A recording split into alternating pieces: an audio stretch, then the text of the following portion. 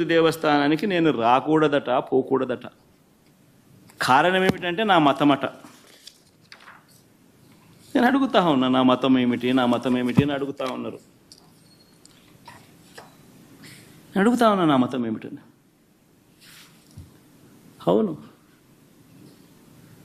4 గోడల మధ్య నేను బైబిల్ చదువుతాను. తప్పేముంది?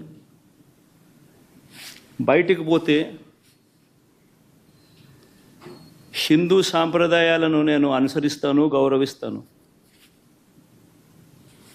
బయటికి పోతే ఇస్లాంను అనుసరిస్తాను, గౌరవిస్తాను. బయటికి పోతే సిక్కిజంను అనుసరిస్తాను, సిక్కిజంను నేను గౌరవిస్తాను.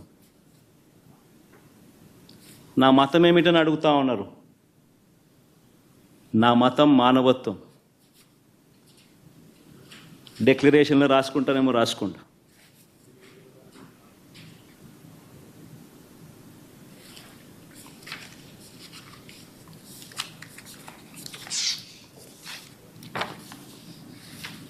భారతదేశం constitution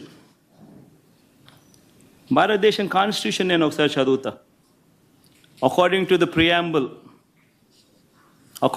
preamble, India is a sovereign, socialist, secular, democratic republic. Secular అనే పదానికి అర్థం తెలుసని అడుగుతా ఉన్నా. గుడికి పోయే వ్యక్తిని నువ్వు ఏ మతము అని అడుగుతా ఉన్నావు. ఏ మతము అని చెప్పకపోతే గుడిలోకి ఎంటర్ కాకూడదు అని అంటా ఉన్నావు. సెక్యులర్ దేశం అని చెప్పి చెప్పుకుంటా ఉన్నాం. ఒక ముఖ్యమంత్రిగా పరిపాలన చేసిన వ్యక్తి పరిస్థితి ఇదే అయితే ఇక ఆ దళితుల పరిస్థితి ఏమిటి? గుళ్ళలో పోగలుగుతారా? పోయే పరిస్థితి ఉందా? పోనిస్తారా? రానిస్తారా?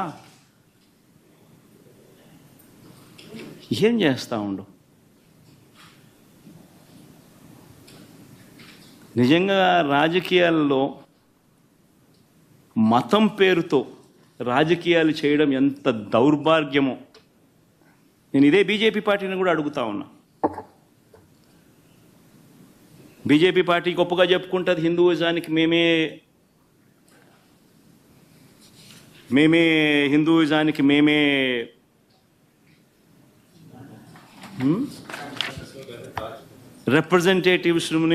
రిప్రజెంటేటివ్స్ను అని చెప్పి చెప్పుకుంటా ఉంటారు బీజేపీ పార్టీ. నేను ఇదే బీజేపీ పార్టీని అడుగుతా ఉన్నా, మీ కళ్ళ ఎదుటే అయ్యా బీజేపీ పార్టీ మిమ్మల్ని అడుగుతా ఉన్నా, ఈరోజు మీ కళ్ళ ఎదుటే మీ ఎన్డీఏ కూటమిలో భాగంగా ఉన్న వ్యక్తే తిరుపతిలో వెంకటేశ్వర స్వామి విశిష్టతను, తిరుపతి లడ్డు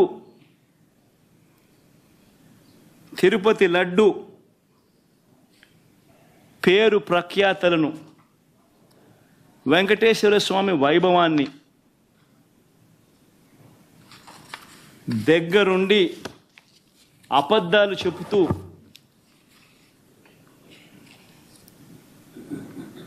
యానిమల్ ఫ్యాట్ వాడకపోయినా కూడా వాడినట్టుగా, లడ్డూలు తయారైనట్టుగా ఇన్ని ఆధారాలతో సహా రుజువు అవుతా ఉన్నా కూడా అబద్ధాలతో దుష్ప్రచారం చేసి తిరుమల తిరుపతి వెంకటేశ్వర స్వామిని అపవిత్రం చేసిన ఈ చంద్రబాబు నాయుడు గారిని ఎందుకు మీరు మందలించలేకపోతా ఉన్నారు? అలాంటప్పుడు ఇంత సీరియస్ ఇష్యూ ఉన్నప్పుడు మోడీ గారు సిబిఐ ఎంక్వైరీ ఎందుకు వేయటం లేదు? చంద్రబాబు గారు కూడా సమాధానం చెప్పాలి. 2 నెలలుగా మీకు తెలుసు,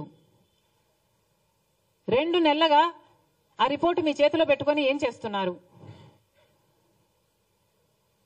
మీ 100 రోజులు పూర్తి చేసుకున్న సందర్భంలో మీరు అది బయట పెట్టారు అంటే ఏమనుకోవాలి?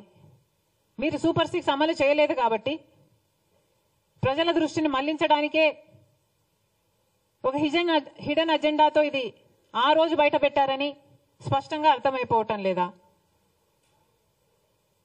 చంద్రబాబు గారు సమాధానం చెప్పాలి. 2 నెలల కిందే మీకు తెలిస్తే మరి ప్రజలకు ఎందుకు చెప్పలేదు? ఎందుకు సిట్టు అప్పుడే ఎందుకు వేయలేదు? ఇప్పుడు చంద్రబాబు గారు సిట్టు వేస్తున్నారు. ఈ సిట్ ఏదో 2 నెలలు ముందే వేస్తుండొచ్చు కదా. ఇంత రచ్చ జరిగాక ఇప్పుడు సిట్టు వేశారు చంద్రబాబు గారు. అప్పుడే సిట్టు వేసునుంటే ఇంత రచ్చ జరిగాక ఇప్పుడు సిబిఐ ఎంక్వైరీ వేస్తుండొచ్చు కదా. మరి ఏం సమాధానం చెప్తారో చంద్రబాబు గారు చెప్పాలి.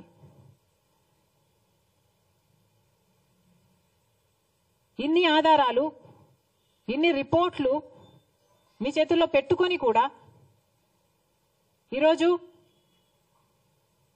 ఒకవైపు తెలుగుదేశం పార్టీ అయినా, పవన్ కళ్యాణ్ గారైనా, బీజేపీ అయినా, జగన్మోహన్ రెడ్డి గారైనా అందరూ కలిసి నీచమైన మత రాజకీయాలు చేస్తున్నారు.